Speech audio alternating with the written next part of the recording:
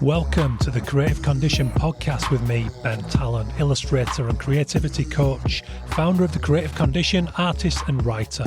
I bring 20 years of creative industry experience and a lifelong love of creativity, a fundamental pillar of human happiness, to you through ongoing personal exploration and the shared experiences of others. You'll get a nourishing mix of creative industry professionals and people far and wide using creativity in ways that can take our learning to the next level so we can maximise our unique blend.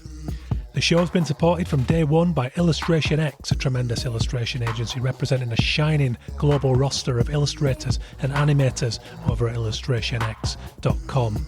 The music for the show is by Dirty Freud, who you can listen to now on all good streaming services.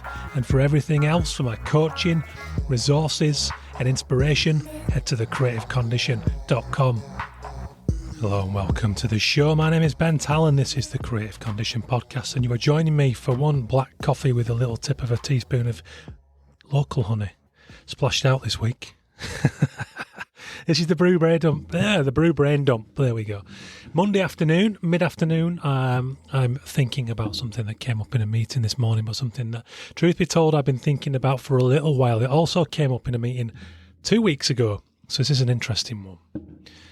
I realised, or I've begun to realise, maybe specifically since I began approaching agencies and businesses about my creativity coaching, that maybe there's a massive problem in the word creative. What is it? What does it mean? So this came up in a meeting 2 weeks ago that I had with a couple of local friends. Now I've got this idea, I'm kicking around, I'm developing this idea for a storytelling workshop to take to agencies, to take to businesses with a lot of expert storytellers. Experts because they've done it with a track record for a long time in their fields, but also because they're leaders. They educate in many ways, whether it's the content they produce in a formal setting, in lecturing, in mentoring. There's many ways they do this. I'm rallying together a real collective of strong personalities who can deliver an incredible workshop.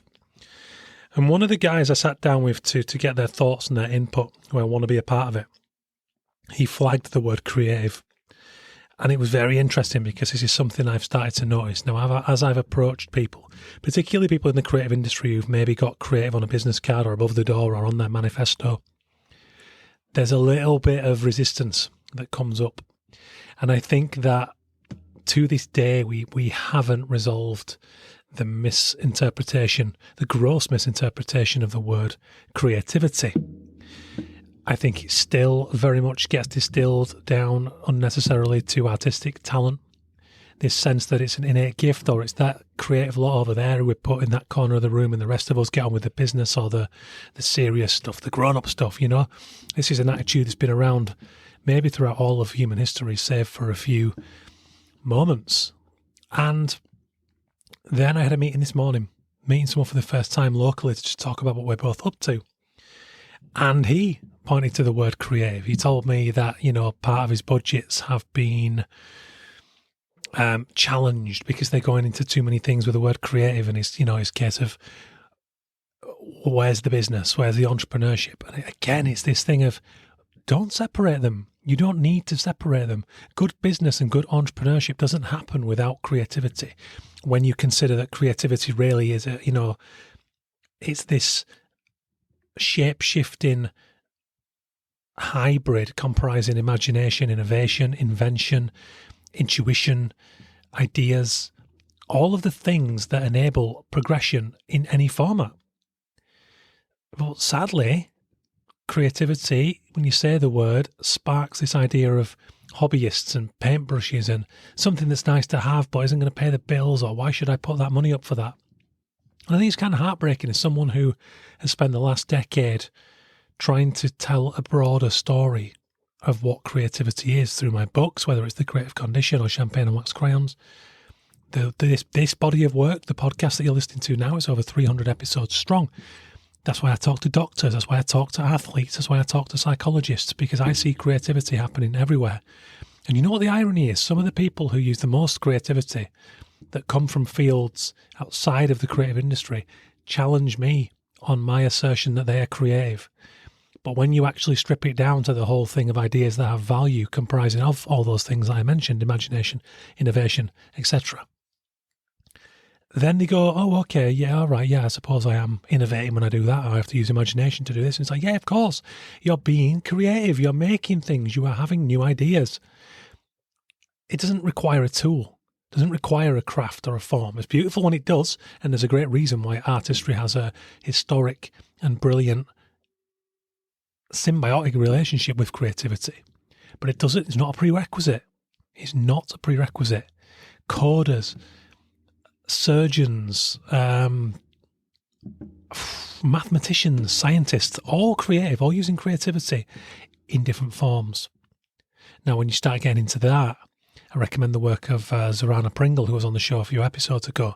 She looks at what psychologists refer to as the different types of creativity. So mini C, big C, I can't remember all the names of them now, but they're the different forms, or pro C, professional C, which is getting into, so professional creativity might be something that you or most of my listeners would use through design, illustration, artwork to come up with a professional solution in an environment where that's your job, that's your responsibility. Mini C tends to be the stuff we use in our day-to-day lives. It might be the way you rearrange your desk to make it more effective for you. Big C is the kind of the ultimate, the rock star, the Steve Jobs, the Paul McCartney, that level of creativity. Interesting stuff. But as we sat there in the meeting this morning, we laughed at the idea that do we need to get rid of the word creativity on this framework for my coaching? Do I need to call it something else instead of creativity coaching? Am I an imagination coach? I don't know. I'm not going to go down that road. But when the use of the word creativity then throws me into almost a prologue scenario where I have to justify and dispel, even to people who practice it in their business, I get challenged by agencies going, you do realise we work in a commercial environment? And I'm like, yeah, I've been doing that for 18 years as an illustrator. That's what this stuff is, to help you energise and empower the humans in your workplace so that they are curious and effective in their lives, so that when they come to work, they can come up with better commercial ideas. They're going to respond more fluidly to challenges by clients and the likes. So yes, the two have to come together, otherwise you just don't get optimal creativity. So there we are. It's just my thoughts today on that, on this kind of the baggage that the word creativity carries. And it was the other guy, the friend, who said to me, look, like, you need to dispel any vague language. And he said, even that word there, and pointed at creativity, he said, right off the bat, it raises more questions than it provides solutions. And he's got a point, because I'm in a scenario where I'm trying to sell a coaching model up against lots of other kinds of coaches, whether it's other creative coaches, business coaches. I know that I've got this unique model. So maybe my title needs to be more descriptive about what it is, instead of just coming in with this big, unwieldy, amorphous grey cloud that is creativity. That's the thought anyway for today. That is the brew. Black coffee, tip of a honey. Let me know your thoughts on that. And whether you've come into any kind of challenges around the word creativity, because I think it is something that I need to get better at nailing before I take it out there, or switch it completely. Cross that bridge when I come to it. But that is a thought for today's Brew Brain Dump. If you're getting this quick, then you're getting it on a Monday afternoon. Have a great week. If not, whenever you catch it, have a good whatever you're in. Cheers, checking in, guys. Big thank you to the founding sponsor of the show, illustrationx.com. Wonderful illustration and artist and animator agency. Global, worldwide, top quality, doing a lot of work for the industry, illustrationx.com. And please do consider supporting the Ukrainian Institute. A wonderful organisation supporting the unthinkably brave, creative Ukrainian community during this time of war. Cheers, guys. Check back this week, Wednesday, for my episode with burnout specialist Emily Hurd. Nice one, guys. Take care. Have a good week.